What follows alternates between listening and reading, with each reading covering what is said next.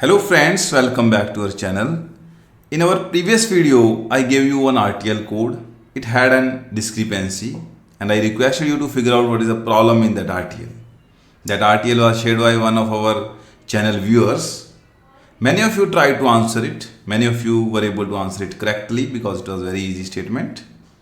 But in this video, I am going to tell you what was the final logic diagram that will be drawn with respect to the RTL code. Now without wasting much time, let us get started.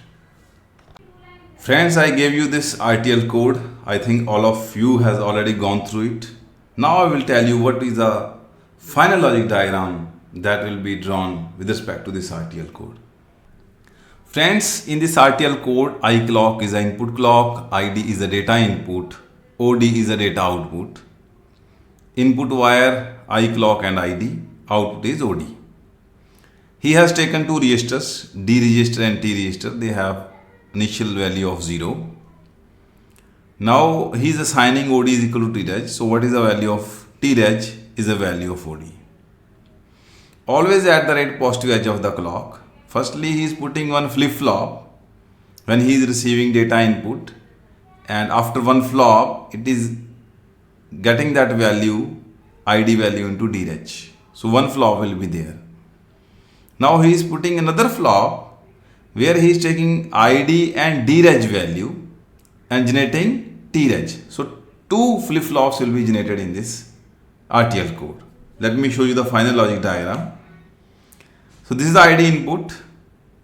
D reg will be generated with respect to this non-blocking statement. Then we are putting XOR gate between D reg and ID. Then the input is going to this flip-flop and finally we will get T reg. As T reg is equal to OD, so both are same. Friends, now let me show you what was the expected logic diagram. So this was the expected logic diagram, but this diagram will be formed with respect to this RTL code. And that was the discrepancy in this RTL code. Friends, now I have a question for you. And the question is, in the same RTL code, I interchanged the position of these two statements and I replaced the non-blocking statement with the blocking statements. Now you have to tell me what will be the final logic diagram with respect to this RTL code. Now you can pause my video here. Try to think of its answer. If something comes to your mind, please write it down in the comment section. Otherwise, I will reveal its answer in the upcoming video. And with this, I am going to end this video and I hope that this will be quite informative for all of you.